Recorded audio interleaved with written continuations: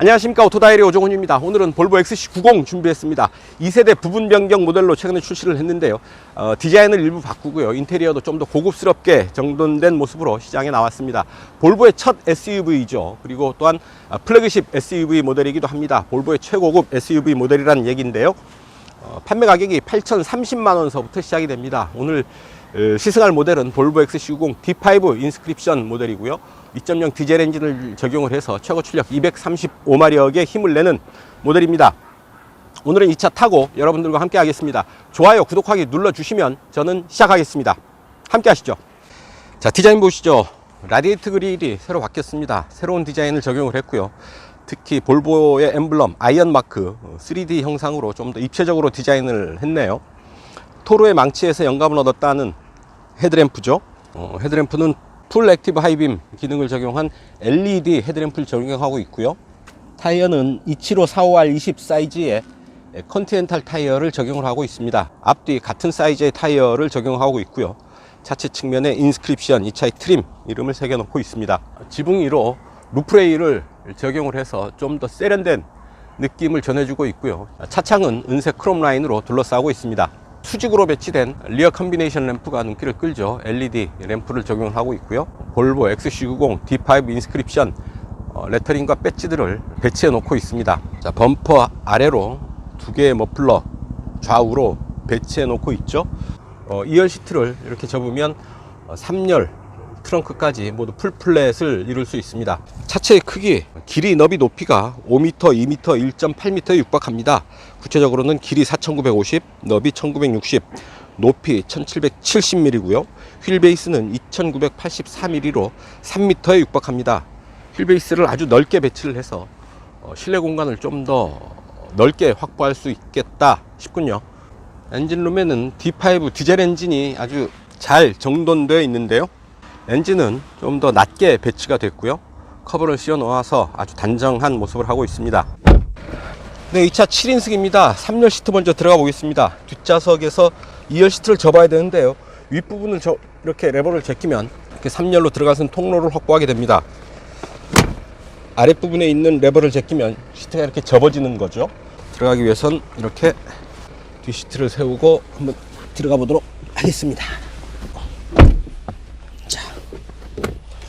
자, 이런 공간을 만나게 되네요. 상당히 좁습니다. 무릎이 앞에 닿고요, 앞 시트에 닿고 상당히 끼인 듯한 협소한 공간을 만나게 되는데요. 2열 시트를 슬라이딩해서 앞으로 좀 밀어낼 수가 있죠. 당기면, 자, 최대한 당겼고요. 자, 2열 시트를 최대한 앞으로 밀어버리면 그래도 여유 있는 공간을 만나게 되죠. 주먹 하나가 넉넉히 들어가는 이런 공간을 만나게 됩니다. 3열 공간을 좀 더 확장할 수가 있다라는 얘기죠. 물론 이럴 때 2열 공간은 조금 협소해집니다. 왼편에 이렇게 공조 구멍이 있죠. 송풍구가 들어와 있고요. 컵홀더 들어와 있습니다. 그리고 시트 사이에 조그맣지만 간단한 수납 공간 준비되어 있고요. 컵홀더 안쪽으로 역시 조그만 수납 공간, 선글라스 정도 집어넣을 수 있을 것 같은데요. 3열 공간을 위한 실내 등도 이렇게 들어와 있는 거죠. 스피커, 바로 머리 위로 스피커가 들어와 있네요.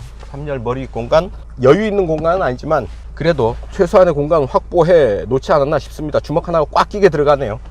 물론 머리를 헤드레스트에 기대게 되면 지붕에 파인 부분이 뒷부분으로 와서 다시 내려가죠. 손바닥 하나 정도 들어갈 수 있는 공간을 남겨놓고 있습니다. C필러에 에어백 들어와 있고요. D필러에도 에어백이 들어와 있습니다. 자, 3열 공간 이 정도 살펴보시고요. 이제 2열로 가보시죠.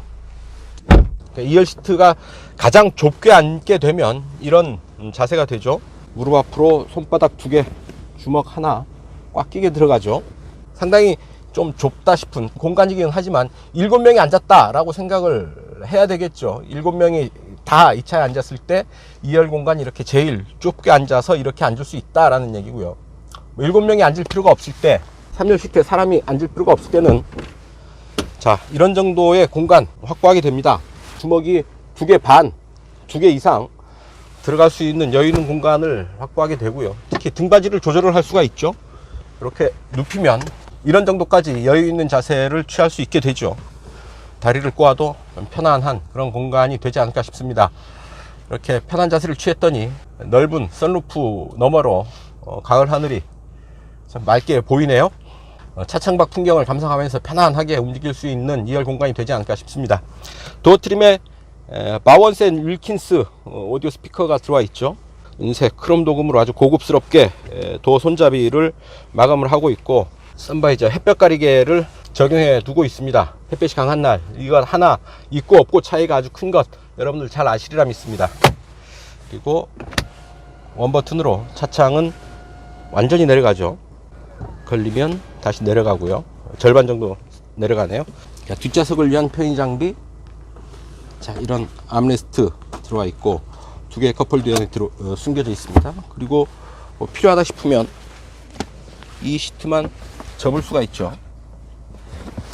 이렇게 접어버리면 가운데를 마치 테이블처럼 사용할 수도 있겠습니다. 뒷좌석을 위한 공조 장치. 좌우 시트 각각 온도를 다르게 조절을 할 수가 있습니다. 그리고 3단계로 조절할 수 있는 온열 시트 적용되어 있고요. 자, 머리 위 공간 주먹 하나 여유 있게 들어가고요. 그래서 뒷좌석에서는 상당히 고급스럽고 여유 있는 공간 누릴 수가 있겠습니다. 도어 트림에 들어와 있는 부분 월넛이죠. 호도나무를 깎아 만든 원목을 소재로 사용을 하고 있습니다. 나무와 가죽 그리고 금속이 잘 어우러지는 고급차의 인테리어 공식을 아주 충실하게 잘 따르고 있습니다. 센터 터널이 뭐 손가락 길이 높이로 솟아 있습니다. 그렇게 공간을 제약한다 라고 보기는 힘들 듯 하고요. 한번 앉아보면 이 정도 자세가 됩니다. 센터 터널 좌우로 발을 벌려 앉으면 될 테고요. 올려 앉아도 아주 불편하지는 않습니다. 이렇게 편한 자세를 취할 수 있겠고요. 다만 시트가 좀 좁죠. 좌우 시트에 비해서는 아무래도 좀 좁고 살짝 솟아 있어서 어느 정도 불편함? 적어도 이 5개의 시트 중에서는 가장 불편한 좌석이 되지 않을까 싶습니다. 뒷좌석 이 정도 살펴보시고요. 이제 앞으로 가겠습니다. 운전석으로 가시죠. 네, 운전석입니다. 출발하기 앞서서 실내를 마저 좀 더 살펴보고 가시도록 하죠. 어떤 분께서는 설명이 너무 많다고 이제 댓글 달아놓고 그러시던데요. 설명이 이제 너무 많다 싶으면 건너뛰어서 다음 본격 시승 구간을 찾아가시면 됩니다. 필요하신 분들도 있을 테니까요. 자, 스티어링 휠 먼저 보시겠습니다. 자, 스티어링 휠 하나, 둘, 셋, 딱 3회전 하죠. 길이 5m에 육박하는, 그리고 너비 2m에 육박하는 큰 덩치에는 3회전 정도가 딱 좋지 않나 싶습니다.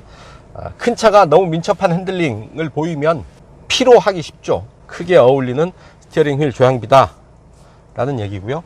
자, 지금 그 인테리어에 이 나무 재질이 눈에 먼저 뜨이는데요. 상당히 손끝이 느끼는 나무의 촉감이 고급스럽고 또한 자연스럽습니다. 신형 모델서부터는 이제 모든 XC90의 모든 인테리어에 월넛 인테리어가 들어간다라는 얘기죠.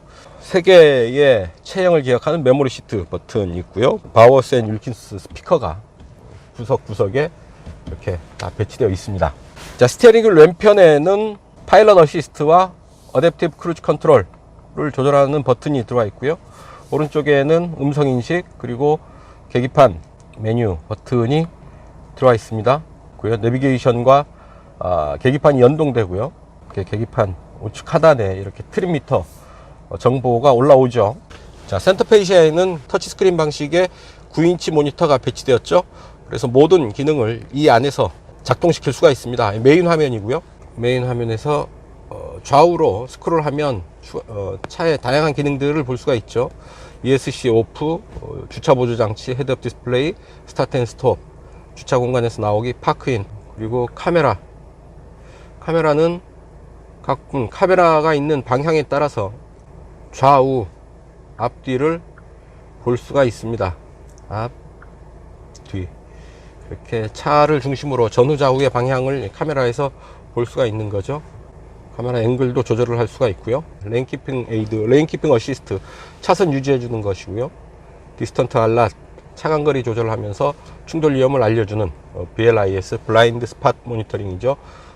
사각지대 감시, 그리고 로드 사인 인포메이션도 알려줍니다. 차의 교통 표지판을 인식을 해서 속도, 제한 속도 등을 계기판에 띄워줘서 넘지 않도록 해주는 거죠. 크로스 트래픽 알랏, 그리고 크루즈 컨트롤, 충돌 회피 보조 장치, 이런 부분들이 있고요. 트림미터, 연비를 보여주는 트림미터도 들어와 있습니다. 지금 블루투스를 2개를 연결을 시켜 놓고 있습니다. 제가 핸드폰을 두 개를 쓰고 있는데요. 두 개의 핸드폰이 연결되어 있어서 스위치를 하면 여기에 갤럭시 노트 8이 연결되어 있고요. 엑스페리아 X 퍼포먼스가 연결이 끊겨져 있는데 이걸로 연결을 하면 바로 연결을 할 수가 있습니다. 여기서 음악을 하나 들어볼까요? 모두 19개의 스피커가 들어와 있는 바워스 앤 윌킨스의 오디오를 한번 들어보죠. Too many days in the darkness without a glimpse of the light. Running tired and broken and scared, but I swear I'll never give up the fight. I see you broken and beat. Head pulled down over your eyes. 스피커 볼륨을 최대로 올려보겠습니다.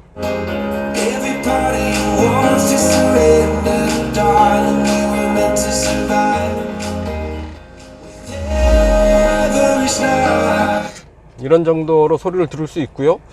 무슨 그 DJ 같아요. 자, 여기에 음향 경험 기능이 있는데요.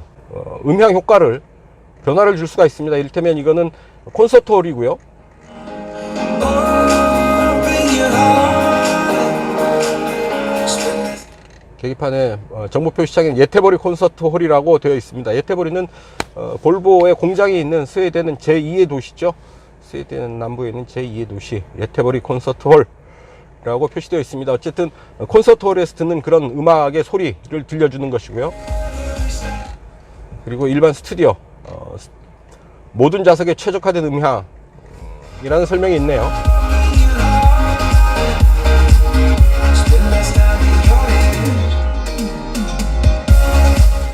스피커의 울림은 이 스튜디오 모드가 좀 더 나은 것 같습니다. 그리고 개별 무대,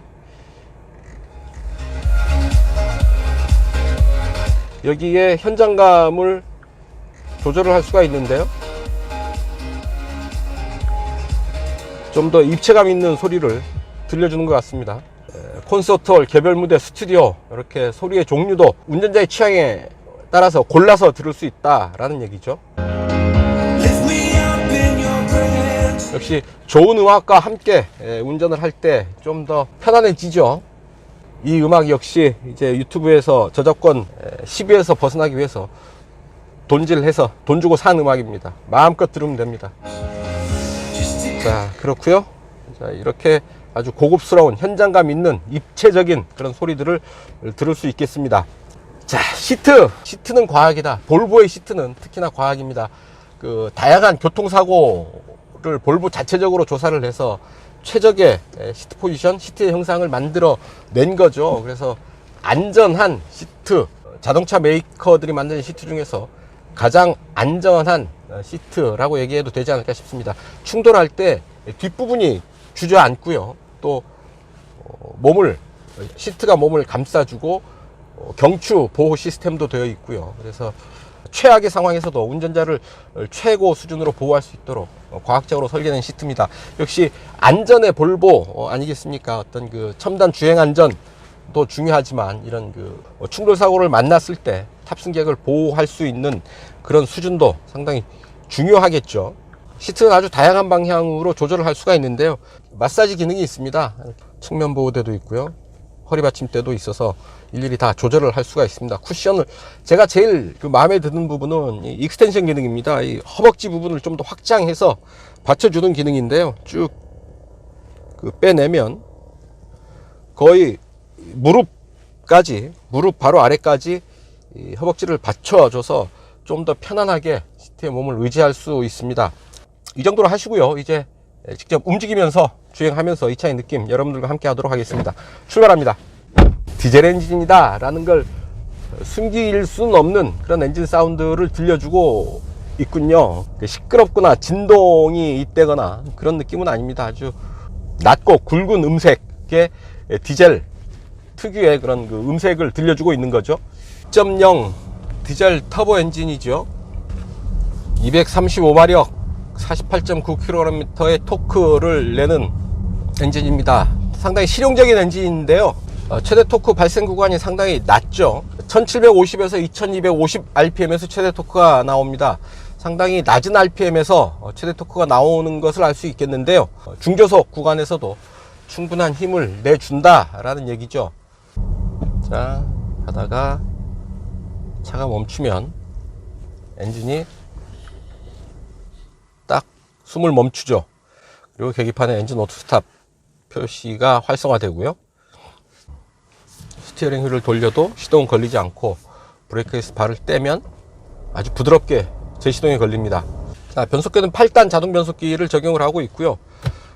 왼쪽으로 밀어서 수동 변속을 할 수가 있습니다. 패들 시프트가 있으면 좋은데 패들 시프트는 적용되어 있지 않습니다. 스티어링 휠이 가볍죠. 건들건들 아주 가볍게 조향을 할 수가 있고요. 정지 상태에서도 스티어링 휠이 아주 가볍게 돌아갑니다. 그리고 엔진 스타트 스톱 버튼, 푸시 버튼이 아니고 이렇게 잡아 비트는 그 버튼을 적용을 하고 있죠. 역시 볼보만의 특색 있는 부분이라고 할 수 있겠습니다. 자, 룸미러를 통한 후방 시야 아주 시원하게 보이네요. 태가 없는 무태안경 같은 룸미러를 적용을 하고 있죠. 상당히 깔끔하고 세련된 인상을 주고 있습니다. 헤드업 디스플레이가 있어요. 헤드업 디스플레이가 차창에 떠서 계기판을 보지 않고도 전방만을 주시하면서 달릴 수가 있겠습니다.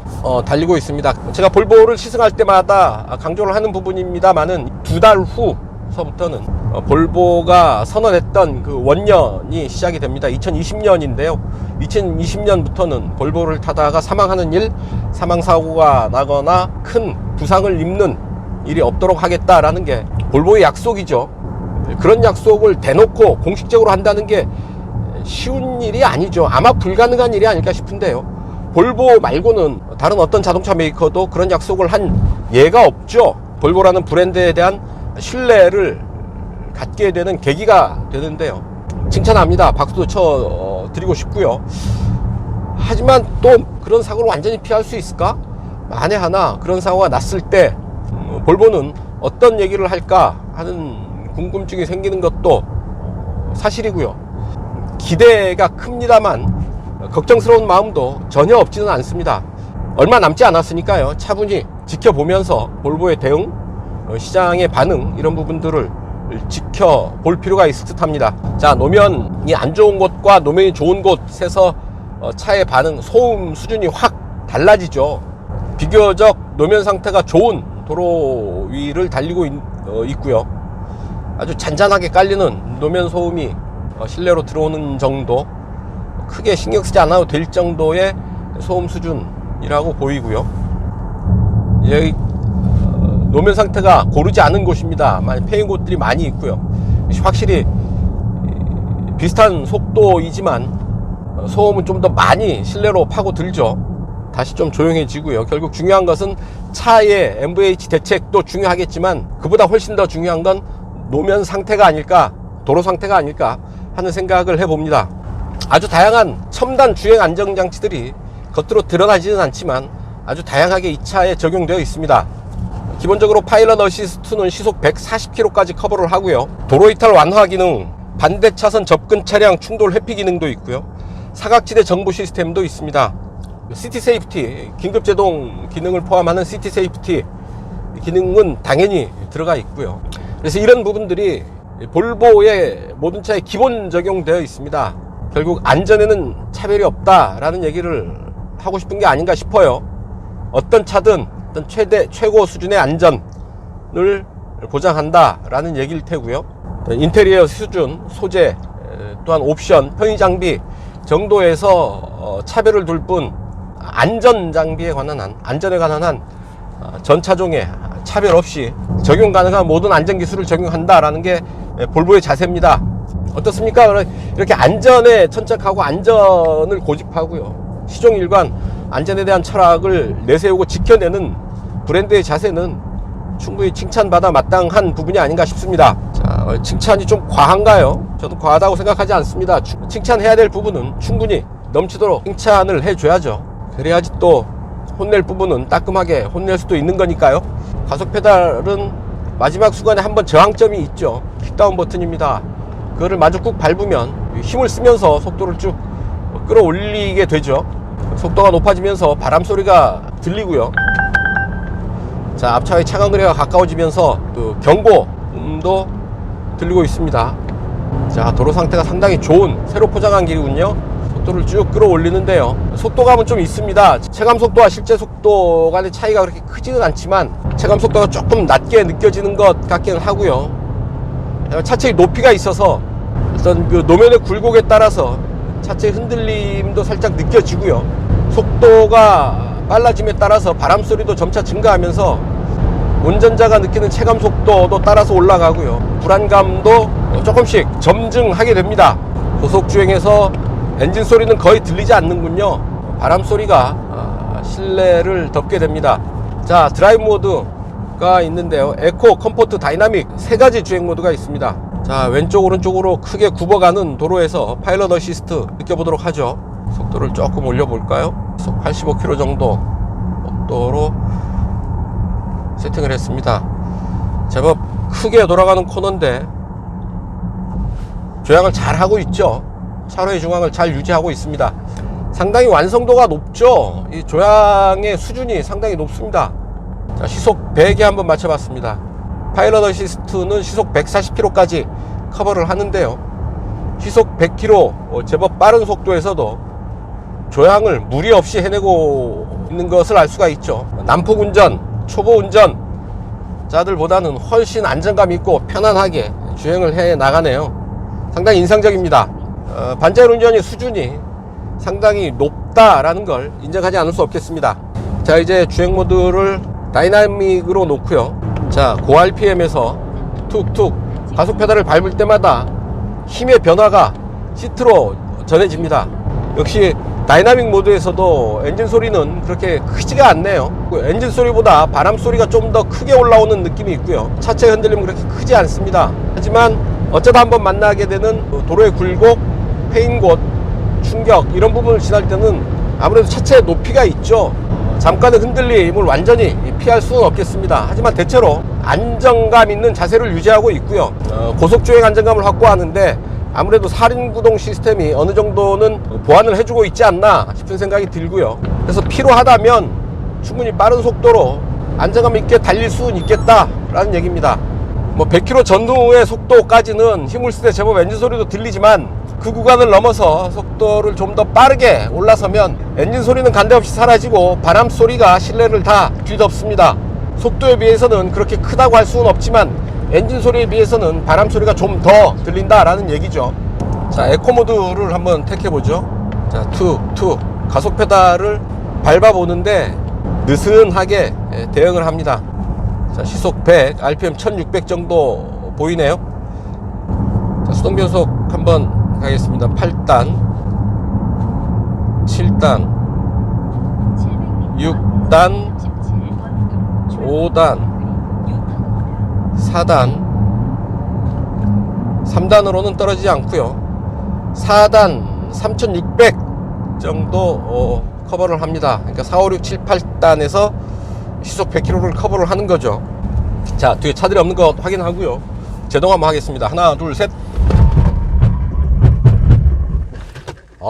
아주 부드럽게 서는데요. 강하게 제동을 했는데 멈추는 느낌이 그렇게 거칠지 않습니다. 브레이크를 밟을 때는 앞이 확 처박히는 것처럼 숙여지지 않을까 걱정을 하면서 밟았는데 생각보다는 훨씬 부드럽고 안정감 있게 제동을 합니다. 그리고 안전띠가 몸을 꽉 잡아주고 있고요. 혹시 있을지도 모를 사고에 차가 미리 대비해주는 그런 부분들이죠. 속도를 쭉 끌어올리고요. 제동, 턴. 확실히 차체가 높은 대신에 사륜구동 시스템이 받쳐주고 있어서 코너에 대한 기대와 불안을 서로 상쇄시켜주고 있습니다. 과격한 코너링을 하는데 좀 심리적인 저항이 있죠. 그런 심리적인 불안감을 넘어서서 좀 더 공격적으로 코너링을 해도 잘 버텨줍니다. 20인치 타이어, 20인치 컨티넨탈 타이어, 그리고 서스펜션. 서스펜션 얘기를 안 했군요. 앞에 W25과 뒤에 인테그럴 링크, 멀티링크의 한 방식이죠. 인테그럴 링크 서스펜션을 적용을 하고 있는데 한 가지 더 있죠. 리프 스프링을 적용을 하고 있습니다. XC90 같은 고급 SUV의 웬 리프 스프링이냐 얘기할 수 있죠. 전통적인 우리가 알고 있는 상용차에 쓰는 그런 리프 스프링이 아니고요. 뒷차축 방향으로, 그러니까 가로 방향으로 하나의 리프 스프링을 더 보탠 겁니다. 그래서 차체의 흔들림을 좀 더 정교하게 잡아주는 그런 효과를 내고 있는 거죠. 상당히 차체의 그 거동을 안정화시키는데 큰 효과를 주는 그런 시스템, 서스펜션 시스템이 아닌가 싶습니다. 이 역시 볼보만의 방식이죠. 네, 전체적으로 디젤 특유의 느낌이 강합니다. 아주 낮고 굵은 음색, 중저속에서 느껴지는 굵은 토크감, 중저속 구간에서 좀 더 힘있게 효율적으로 사용할 수 있는 그런 파워트레인이 아닌가 싶고요. 물론 고속주행도 너끈히 해냅니다. 대형 SUV죠. 아주 충분한 실내 공간을 갖추고 있고 사륜구동 시스템과 잘 세팅된 서스펜션에 힘입어서 승차감도 상당히 우수한 수준이라고 할 수 있겠습니다. 무엇보다도 볼보가 강조하는 안전, 현재 우리가 구매할 수 있는 자동차들 중에서 최고 수준의 안전성을 확보했다라고 하면 좀 과장된 표현일까요? 어쨌든 볼보가 안전을 최우선으로 내세우고 있는 만큼 안전이 가장 중요하다라고 생각하시는 소비자라고 한다면 볼보의 라인업에서 선택하는 게 합리적이지 않을까 싶고요. 볼보 XC90 역시 볼보의 최고 SUV, 플래그십 SUV인 만큼 주행 성능, 편의 장비, 인테리어 수준 이런 부분들을 상당히 높은 수준에서 완성하고 있다라는 것을 확인할 수 있었습니다. 신형 모델로 교체를 했지만 가격 변동은 없습니다. 이전 그대로의 가격을 유지하고 있고요. XC90 D5 8,030만원서부터 가격이 시작합니다. 모멘텀이 8,030만원이고요. 이 차는 인스크립션 트림입니다. 인스크립션 트림은 9,060만원입니다. 1억에 조금 못 미치는 그런 가격인데요. 갖춰야 할 모든 편의 및 안전 장비들을 모두 갖추고 있다. 풍부한 편의 장비들을 갖추고 있어서 동급의 수입 SUV들에 비해서는 상당히 우수한 가성비를 갖췄다 라고 얘기할 수 있겠습니다. 자, 그렇게 칭찬을 많이 해드렸죠. 상당히 칭찬받을 부분이 많은 자동차이긴 하지만 그렇다고 단점이 없는 건 아니죠. 단도직입 알아보겠습니다.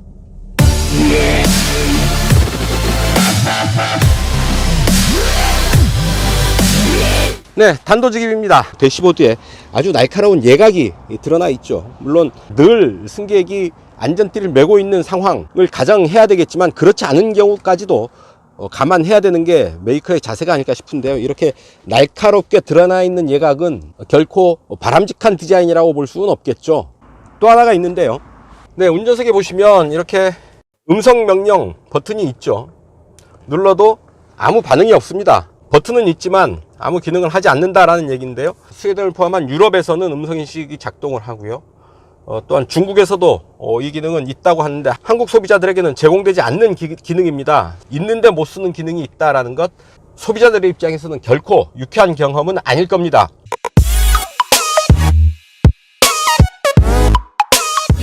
제로백 테스트 하겠습니다.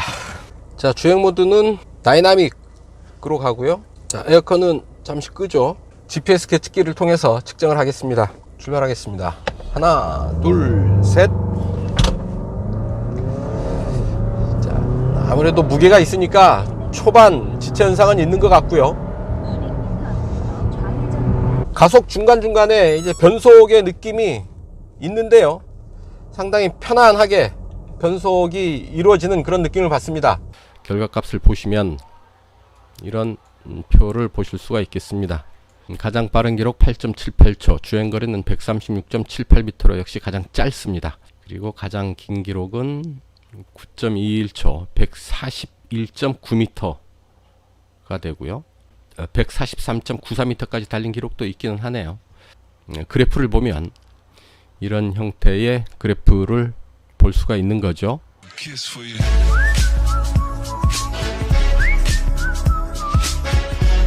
네, 연비 테스트 하겠습니다. 자, 이곳 파주 헤이리 마을을 출발을 해서 서울 교대역 2호선까지 약 55km 달려가게 될 텐데요.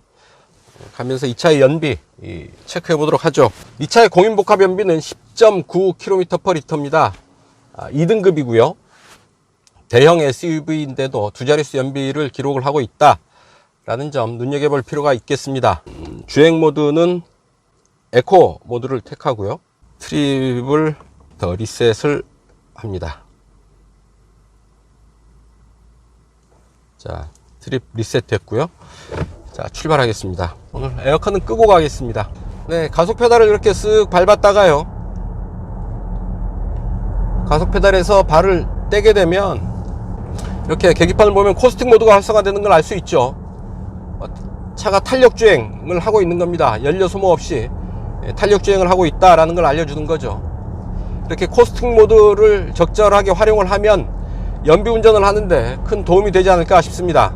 네, 자이로를 따라서 26km, 27km를 달려왔습니다.